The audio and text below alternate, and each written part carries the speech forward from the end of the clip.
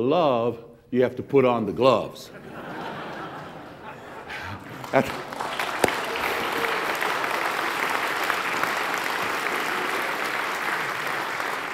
the same time, I look forward to an improved relationship with the new leadership at the EPA and with the state to do what's in the best interest of our community, not only environmentally, but financially. And I also want to be clear to our friends at the Sierra Club. I'm open to a dialogue with them if they will focus less on penalizing and disparaging the city and more on providing constructive input toward the challenges and choices we face together. I've been working with our congressional delegation, especially our senior senator, regarding our ongoing negotiations with the EPA for pretty much the entirety of my first term, and I'm willing and able and want to continue this dialogue that we've opened up with the EPA so that we can all get to a better place and help the people of the city and county of Honolulu.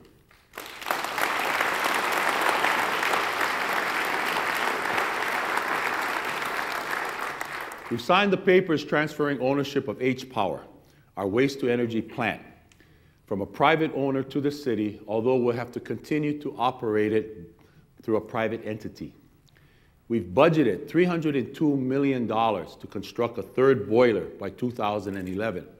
That boiler will increase our capacity to recycle solid waste into energy to 900,000 tons a year, generate an additional 17 megawatts of electricity by 2012, and reduce our consumption of imported oil by 300,000 barrels a year.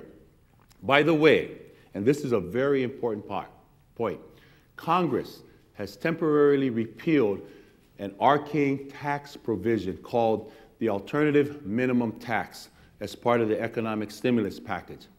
Without getting into the complexities of this tax, the bottom line is this. This simple change gives us the flexibility to continue having this public facility operated privately without severe tax implications. Now, this is the bottom line. The result will be a savings to the taxpayers of a whopping $107 million for the 25-year bonds we're selling to underwrite the H-Power purchase. So you can see that the federal stimulus program that our hardworking congressional delegation has put into place, that President Obama has already signed into law, is already working for the city and county of Honolulu.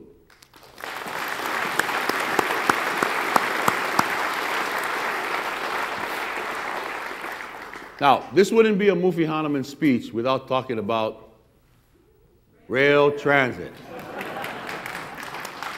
In November, we came away armed with a mandate from the voters. 53% of the people of Honolulu said they want rail and they want it now.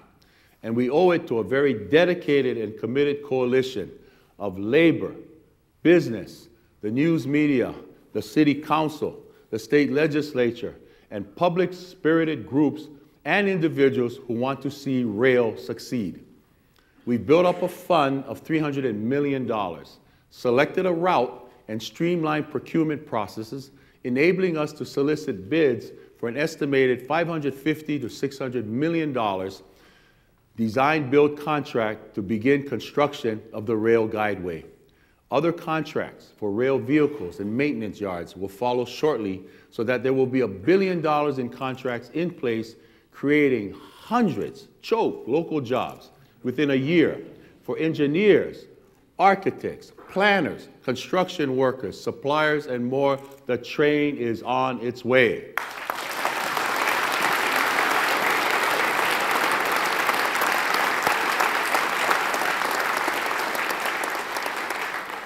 Now, after coming so far and with so much at stake, unfortunately, there are some legislators and some state administration officials that want to take the transit money, steal it really, choosing to do what's easy over what's right. This is an utter breach of faith with the people. And I want to make it very clear.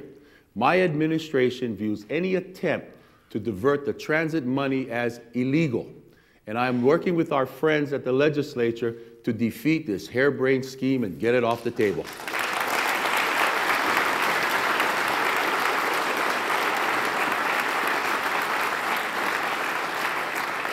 We're also begun planning in earnest for transit-oriented development. Planned, thoughtful growth of communities that take advantage of the many opportunities created by rail transit, including affordable housing and business growth. We've gotten off to an excellent start in Councilmember Nestor Garcia's district with Waipahu residents, and we'll have more community-based planning in other neighborhoods along the rail route. What's also exciting is that business and the public sector are joining the effort. In Council Chair Tarapo's district, we've already have a commitment from the D.R. Horton and the University of Hawaii who are underwriting the East Kapolei TOD planning effort. We'll also be hosting another in a series of transit symposia, this one focusing on the environmental benefits of transit system. Honolulu's rail project will improve our quality of life, provide critically needed jobs, foster thoughtful growth, and sustain our natural environment. After 40 years of stop and go, we're moving forward.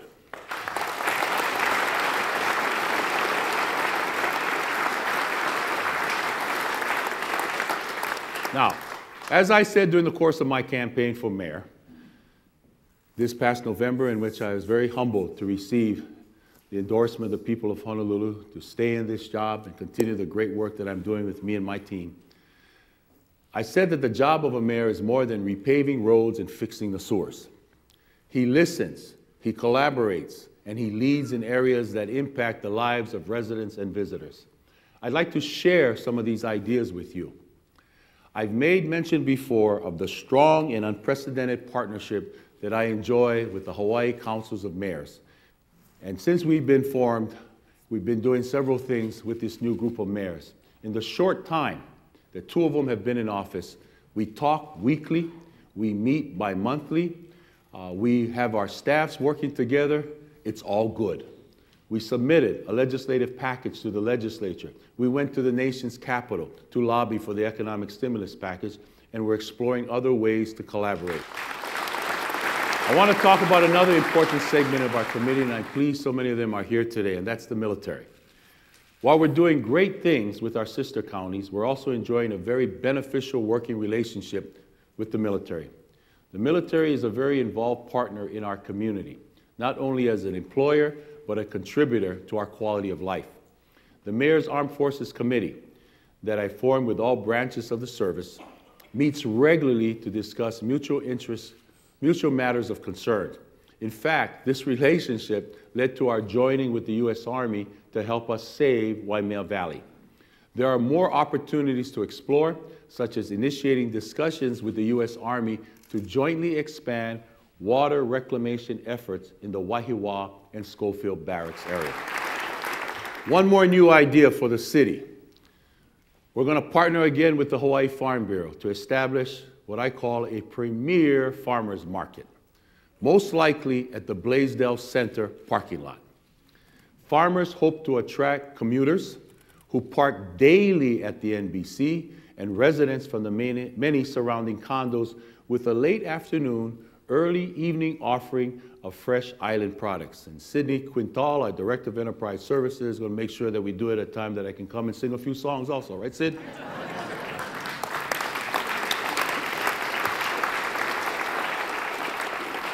Now, one group that I want to talk about is the nonprofit organizations that do so much for us. I've always maintained that fiscal responsibility needs to be tempered with compassion. That's why I'm looking to partner with the nonprofit sector to stretch our dollars. My friends in charitable organizations tell me donations are falling, grants are dropping, but demands for services keep climbing. Maybe nonprofits can work together so more of them can have a cup of stone soup. I don't claim to have all the answers, but this much I know. We can't afford to let our nonprofits fail because they serve those most in need of help. So I'm willing to take the first step to come forward, bring these organizations together to see if we can collectively come up with ideas that will enable them to continue their praiseworthy work on our behalf, with the city committed to do its fair share